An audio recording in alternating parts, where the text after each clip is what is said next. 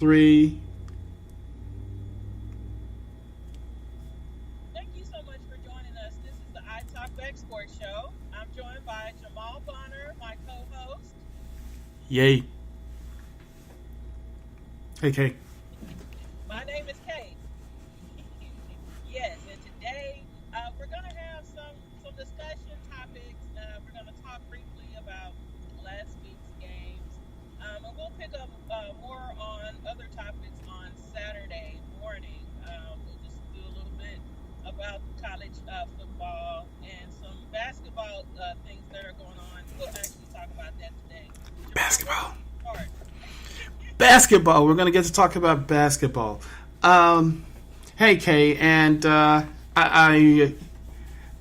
I want to give a shout out if I can. Okay. Uh, let me give a shout out to the Denver Broncos for not only making the world think for a week that you were going to go through undefeated and win the Super Bowl until you got to Buffalo and promptly lost, but for also giving us the handy ass whooping that we needed to wake up and get our stuff together as a team. So to the Denver Broncos, shout outs. Thank you very much. What about you, Kay? I want to give a big, big, huge shout out, hug to my defense. Yes, yes. Yes, my no name defense. I want to give a shout out to them for reaching deep, deep, deep, deep, deep inside of themselves and making plays because that's what we're all about. We want plays, Right, right, right? Yeah. right. So shout out Marinelli and the crew to the rookies. Y'all stepping up. The future looks bright. Mm-hmm. I'm proud of you guys. Yeah, DeMarcus Lawrence, if you just stay on the field, and you're gonna get that money next time the contract comes through. So yeah. Congratulations to the defense. Absolutely. Congratulations to the defense. It was a great game, and we will get to talk about that a little bit later. So, I think first we want to talk about, though, is the big subject that has been up since, I guess, what was it? Saturday morning? Friday after the president made his comments about the NFL players who don't stand for the anthem. Yes, Jamal. I just want to throw the protest out. Okay. Really? Yeah, just throw the whole idea of why someone will or won't protest. Because right now, we're faced with a lot of issues because of the protest that was started last year with Kaepernick. Okay? Out of him kneeling, for the injustice he felt his people were suffering by the hands of police officers, that was the first issue. But since that, we've come up with racism, patriotism. We've just come up with a whole lot of other issues that were kind of buried by people that have came up out of this one thing. So I think we shouldn't focus on protesting because that's really not the issue. The issue is all these other things. I Mm-hmm. think it's the right to freedom of speech. It's the right to stand up or to sit down, to roll over, Mm-hmm. to whatever you want to do. Those are the issues. It's not so much. I don't think it's so much that this person didn't stand. Because that can't be it. You can't be that upset because someone didn't stand when the president doesn't even put his hand over his heart. During the anthem. So really, what is the issue? That's true. That's very true. And I think that to everything that you said, I agree. The real issue is one of it's just a huge question mark as to what people are going to cover versus what they're not. Um, and I guess it's all in how you look at it, right? It's all in how you look at the issue. Right? I mean, I have a problem with police, handling certain situations differently with black people, whether than other races. I have a problem with that. I think we got to think back, as far as Kaepernick, he might have been able to bring this to the world's attention in another way. But he just did it the best way that he knew how to do it. Right. And but since that had happened, I mean, has any type of committees been put together uh, by maybe a large police department to see, what they can do to handle these situations better? No. Has the FBI or the presidential office put a task force to kind of do some research on what's happening, some case studies, Nah. interviews? Oh, okay. No. And so, with all that being said, like, that's the issue that we want to start with. You know what I'm saying? And I don't think it's being addressed. It's definitely being taken, out of context. You know what I'm saying? So, really, what is the solution here? That's a really good question, and that the the only solution I can see is that you actually start listening to what the other side is saying, as opposed to there not being this taking it and running a different direction than what the actual issue is in the first place. Right. And even if the NFL just, put together a little something and talk to maybe some of their players and reach out into the communities and get some people together, that's a start. But nothing has been done. Absolutely nothing. No. So, this thing has grown 5 or 6 different faces. You know what I'm saying? Mm-hmm. And everyone is just, I don't know. It just feels like a lot of confusion to me.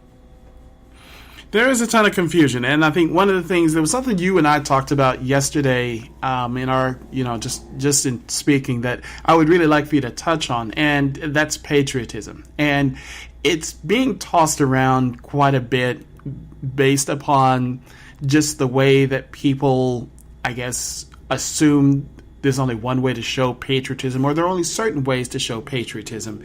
And what I'd really like is, would you go ahead and speak for a little bit on patriotism? What is not being seen necessarily with these acts of quote unquote unpatriotism?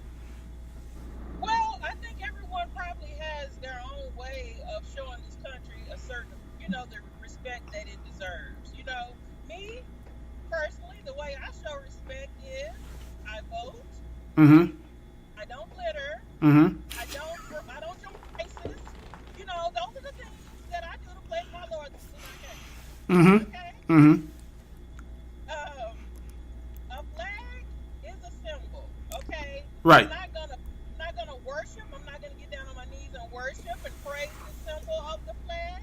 But I know what it represents. Okay. Mm-hmm. I understand that. And if someone else doesn't, stand up for the flag, that's okay too. I mean, it's not the end of the world. I'm not gonna get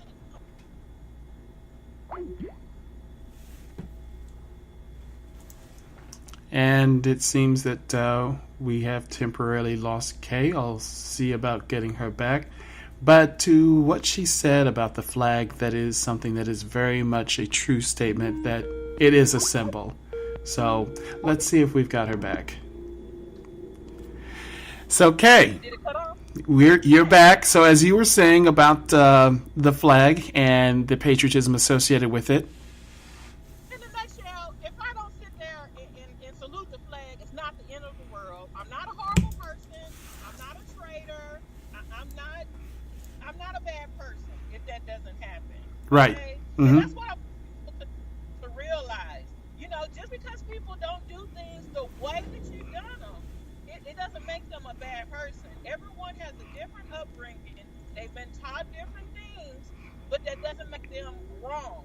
And it doesn't make them a bad person. And you don't have to call them an SOB. And you don't have to go there. You don't have to be that upset with them. That's all that I want people to know. I agree with everything that you said. I think my approach on this, and you touched on it very briefly, is there's the leader of the free world, and he's sitting here acting as though he's one of the people in the stands, and he needs to understand that that particular office holds a lot, and the say that comes from that office, the sway that comes from it, holds a lot of value, that you can't just make these type of statements without, one, thinking it through, two, truly understanding what is behind the protest in the first place, which I still don't think he really understands what's behind it, or three, doesn't care. But to just mouth off the way that the president did about this was, if I'm Kaepernick, I was sitting there at home Friday night, clapping my hands, smiling, and just, waving my fist, because this is better than anything that anyone could have done to really push forward at least the conversation. And for all the protests that took place last year, there's been very little in terms of some sort of movement or awareness. So now's the time for some awareness and to really understand and to get back to what is the basis of this actual protest. So, Kay, that leads me to this question. So what happens next? Well, in my mind, what happens next is what should have happened first. Mm-hmm. That's for the 70%. There's no way in hell should they have showed up for Sunday's game. No way in hell. Mm-hmm. Because sitting there, you're protesting Donald Trump, so to speak, Mm-hmm. by yelling. But Yes. really what you do is you need to protest the system that has been so ignored. You know what I'm saying? Mm-hmm. Because at the end of the day, there's still no attention being brought for police brutality and basic human rights for some of these Americans. At the end of the day, that still has not happened. And what do you do next Sunday? Do you kneel again? But you're still gonna play the game. You know what I'm saying? You're still gonna put money into the to NFL owners' pockets. You're still gonna get their vendors paid. You're gonna get everyone paid, and everyone, but no one is addressing the problem. Mm-hmm. And me, that was it was a nice show, I guess. But really, what did it solve? And and quote unquote, you brought attention to the issue. Okay, so since we brought this attention to the issue, where are the decision makers? You know what I'm saying? Mm-hmm. What are they gonna do? That's all. That's all I have to say about that. So I don't know what's next. I know what I would like to see. Understood. Yeah. That's just me. People are so caught up into protest and the flag that they're blinded by the issue. Exactly. And speaking of being blinded by the flag and not really paying attention to the issue, what about the NFL team owners and the league office spending their time defending the players as opposed to actually talking about or starting some sort of conversation with dealing with these deaths from police brutality and just police brutality in general? Well, Jamal, the owners were only down there on the field because with the words of Donald Trump saying a boycott, that's affecting their bottom line. So, of course, they're going to jump on that. You know what I'm saying? That's Yes. While they're down there. They Mm-hmm. can jump and issue out these little press statements. Mm-hmm. When Kaepernick first started to protest, Mm-hmm. they could have just got out there right there with him. Right. Let's understand why he's doing this. It's not a bad thing. You Mm-hmm. know what I'm saying? Mm-hmm. But they have to do their public relations type of thing. You know Right. what I'm saying? Right. They'll always protect their own their assets. Absolutely. And speaking of protecting their assets, I think the other thing that really needs to be understood, and there really does need to be some sort of a coming together, and there need to be ears opened and people actually listening to what the actual issue is and not just assuming that this is anti-police. It's not anti-police. And the police need to understand that it is not right for you to abuse the public that you're supposed to be protecting. That you are not here to try to treat us like animals or whatever just because you don't like the way you were spoken to, or you don't feel that somebody who's sitting there who's told you that they have a firearm and a license for a firearm is now suddenly going to turn around and just up and shoot you at a stop. And because also you smelled marijuana. It's no, that's not acceptable policing, and that's really what needs to be addressed, and that people really need to come to the table and say, this is unacceptable. That's what this is about. And you're so right, and I just think, I think about what a lot of situations that in my everyday life, I try to put myself in other people's shoes. Mm-hmm. I honestly cannot put myself in someone's shoes who says, because you don't do this or you don't do that, then you're a horrible person. You know what I'm saying? Mm-hmm. As far as a flag is concerned, I just can't. I haven't been able to do that to see why they feel so strongly about it, or is it just because they feel that they can? You know what I'm saying? Or they're justified in attacking people. And right. I just can't. I can't correlate it. I don't know what it is. I don't either. Yeah, go ahead. No, you're absolutely right, though. I would just think that everyone knows, like, right from wrong. Well, and it's funny that you say that, because there's something else that you talked about that kind of stuck in my head, and that was just the way different people view things. That you said something to the effect of, if they only knew what we went through on a daily basis, they'd have a better understanding that it's not all just when they go out for their jog and go to Starbucks and run back, that they're not thinking about half of the things that we're thinking about when we walk out of our house, go for that quote unquote jog to Starbucks and come back. It's not, and to try to get people who are not of color to understand that the world isn't just the way they see it. The world is vastly different in some instances, and that you really should open your eyes and see, oh, hey, this leads to this and this, or these actions that don't affect me, they do affect others. And to have maybe even a little bit of empathy, and to say, hey, it's not right across the board. It may not happen to me, or it may not happen to me often, but it shouldn't happen to anyone. And also with maturity, Jamal, if you don't understand the situation and you really have never been in the situation, some you just don't need to say anything at all. Right. I think that goes a long way. I agree. And speaking of not saying anything at all, so the orangeman took a pot shot at Steph Curry and the Warriors Saturday morning, just to double down on his tour of complaining about sports. That the delay, I believe, and I hope I get the events right, there was a question presented to Steph Curry, and I think he tweeted a response or something to that effect, that he was hesitating, or he wasn't sure he was going to go to the White House when the Warriors were invited for their February visit, I guess when they come to play the Wizards. And our president took it upon himself to disinvite them, uninvite the entire team, but specifically name Steph Curry as the reason why he wasn't going to continue to extend the invite. And it's amusing to me that you who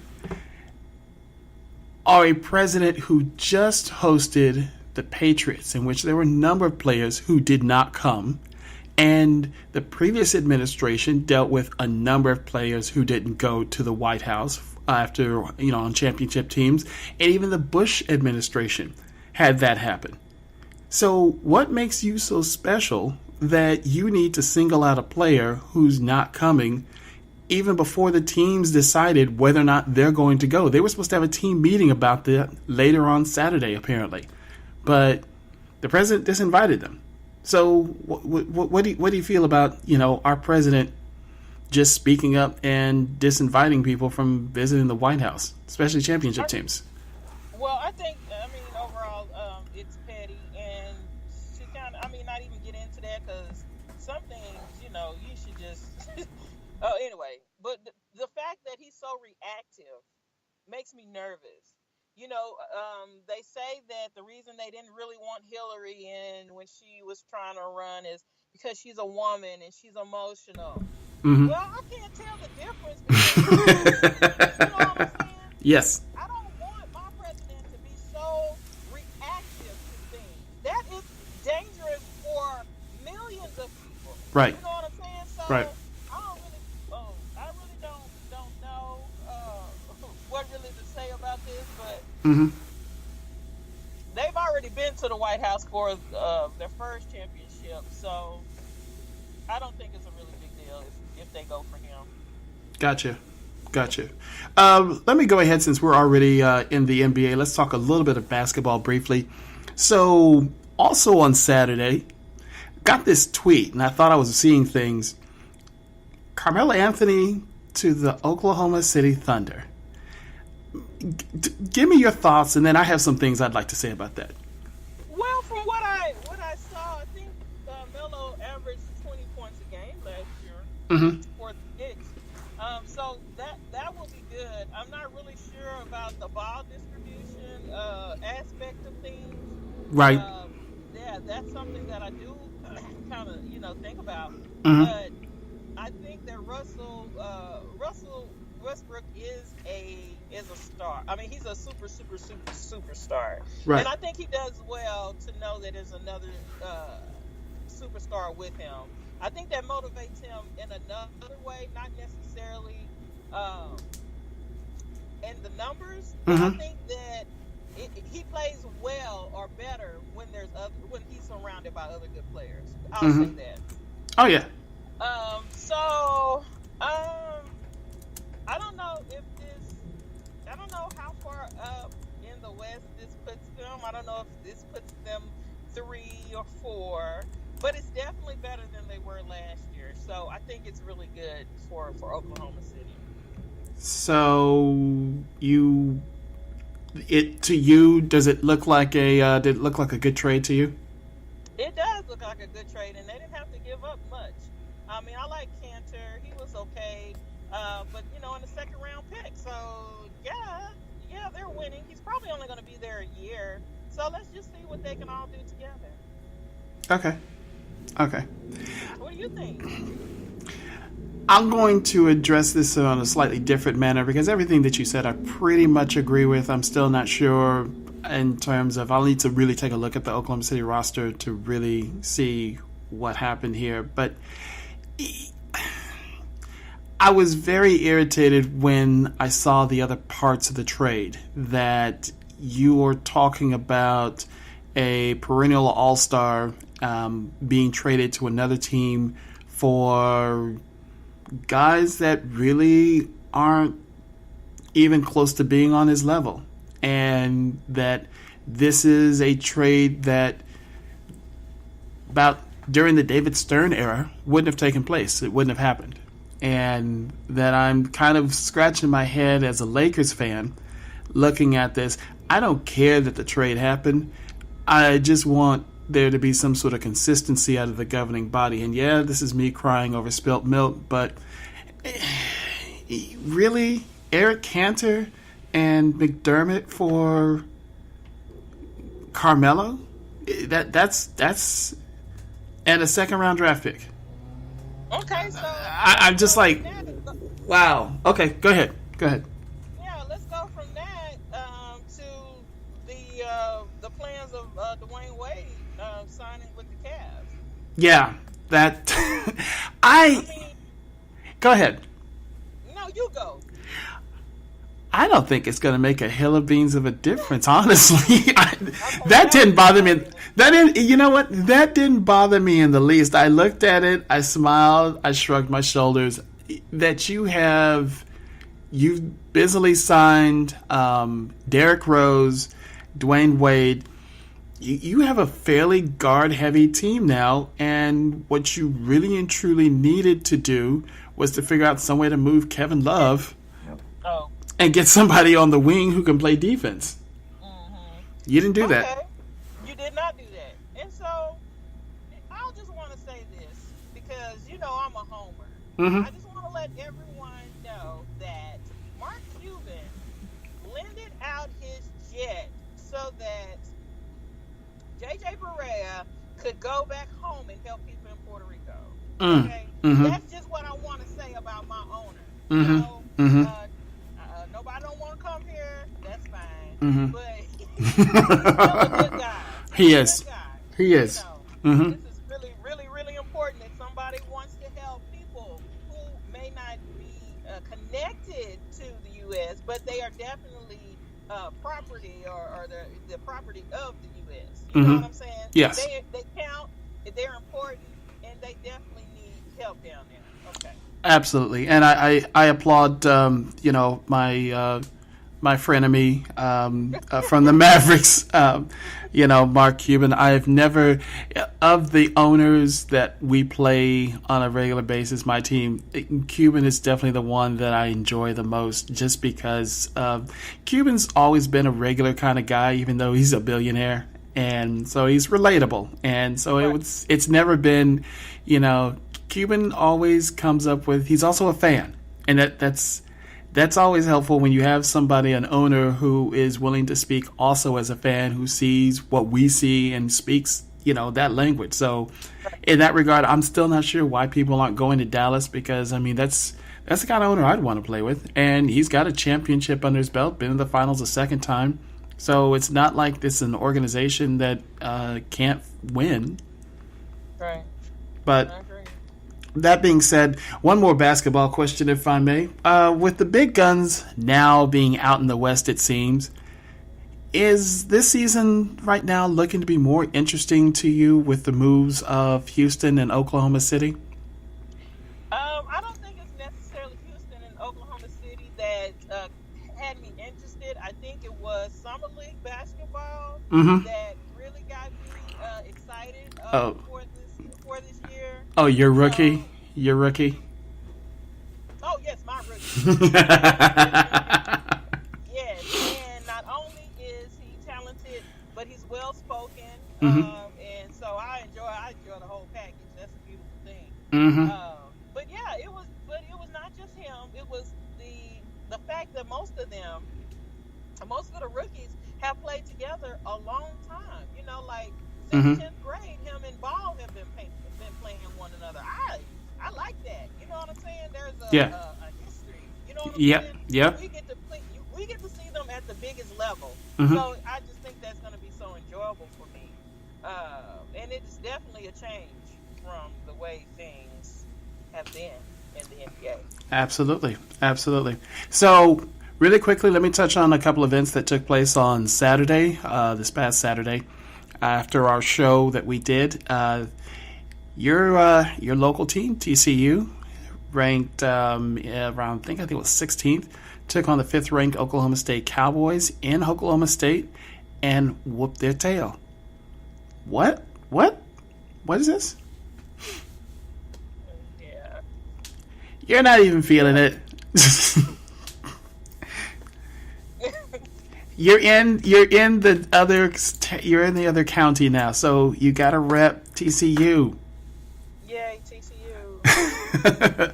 Anyway, moving forward, my Florida State Noles fell to North Carolina State inexplicably again, really missing their starting quarterback. And Baylor seems to be gone. They're just, yeah.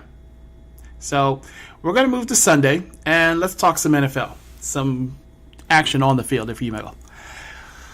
So, can you sum up last Sunday or this past Sunday in like a couple of words? Well, it was kind of like what I said Saturday. It's a weird matchup. Mm-hmm. And I don't think everyone has it together. You know what I'm saying? I don't think they necessarily picked up where they left off last year, Mm-hmm. and we still don't kind of know like who's what and what's what, and I can't say anything for certain about any team, not even the Patriots, because they struggled against the Texans, Mm-hmm.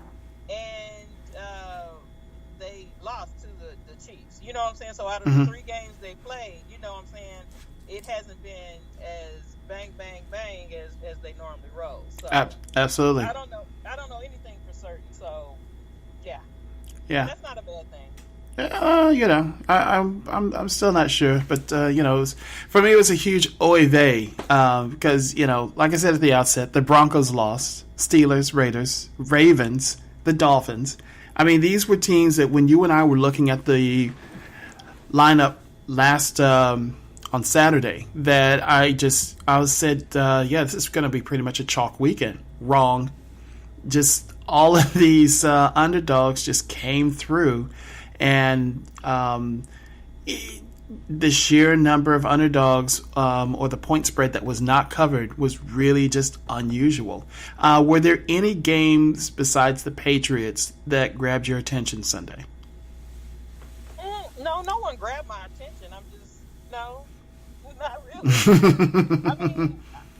mean, Chicago. I mean, like, what the hell's going on in Chicago, right? Right? Yeah. Yeah. See that. And I actually don't want to look at a game to figure it out. I just wish somebody would like, well, they did this pretty okay, and they did that. But they do play Thursday. I think they play the Packers. Yes, they do. Thursday night. Yes, they do. Maybe I'll record that and look forward through most of it and try to figure out, what's going on. Well, it looks like from what I understood, Chicago just decided to run the ball, and they didn't depend on Mike Glennon, who did not throw the ball well, as a means of winning the game for them. But yeah, they ran the ball. They ran it extremely well. Pittsburgh's defense is not really set up for stopping the run yet, so that's basically how Chicago did it. And moving to at least what I saw on my end was the Packers. That you let the Cincinnati Bengals walk into your house and take you to, overtime. The Bengals took you to overtime. That should never happen in your house. It just shouldn't. Right. You're healthy, all of that. Your defense gave up 24 points to the Bengals. So I don't know. I don't know about these Packers. But, I mean, the same way along with the Pats and the Broncos losing. And we can just keep going down the list. The Panthers looked horrible.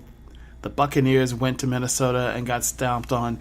It was a real interesting weekend, and I think you really expressed it well when you said these teams may not be who we thought they were at the outset. And then, of course, there are other teams who are just trying to figure out how to get it together. And that leads me to Monday night. That I'm going to go ahead and go against what I said before. I think this was a net win for the Cowboys. I think that the going on the road and having such a poor start in terms of the first quarter and through parts of the second quarter, that they really seemed to have still been shell-shocked by what Denver did and hadn't really found their identity. You're a team that runs the ball, you pound the ball. You do that, you set up the pass. And then on offense, it took them a little bit, but they got it together in the second half, and they chewed up clock, they ran the ball effectively, and they looked like a much better team than they did last week on the offensive side. What about that defense? You talked about it earlier, but go ahead. Give the defense a little love. Well, they did wonderful. They made adjustments. You know what I'm saying? Like they were saying, they put more defensive backs out there. You know what I'm saying? They made adjustments. That's important. You can't keep doing the same thing. You can't run the same play over and over and over again. You can't send the same package out there. They made adjustments, and they've done what they probably they continue to do what they've done. I would say the last 4 or 5 years, and they just play enough. You know what I'm saying? Mm-hmm. Not to give up too many points. I mean, some of the points like down the field, okay, it's a mismatch. Mm-hmm. Our players are shorter. Yes. Much shorter. Yes. Yes. we can give that up if we'll just stop the run. You know Right. what I'm saying? Just Right. take our chances. You know. So I'm very excited about the defense, and I've been excited about them because they always come through. Mm-hmm. Um, and it's kind of like in my opinion, I think the defense kind of set the tone for the offense, where normally the offense sets the tone for the defense. Right. And I think by making them stops, you know what I'm saying? Mm-hmm. That I guess the offense is like, hey, we need to do something because they're keeping us in this game. Absolutely. Yeah, the offense did not let a great effort go to waste, and so that's big. That was really a big result from this team, and they needed it going into next week's game against the Rams, who suddenly look to be somewhat formidable. But we will talk about that later on this week. But for now, Kay, Yes. I am. I think I got everything that I need from you for today. You got anything else you want to Okay. discuss? No, I think that we pretty much got it all out. I'm just interested to see, how things will play out in the future. So we'll definitely keep our eyes open and we'll discuss whatever comes up. Okay, we'll be back later this week to do a preview of this coming weekend's showdowns, including, as I said, the Cowboys playing the Rams, and live from Texas Stadium, AT&T Stadium. Sorry. Yeah. Yeah, Or whatever. I'll get over it. Okay. So in the interim, Kay, thank you very much for taking the time to join me, and I look forward to talking to you later. All right. All Good right. show. Thank you, ma'am. Bye bye.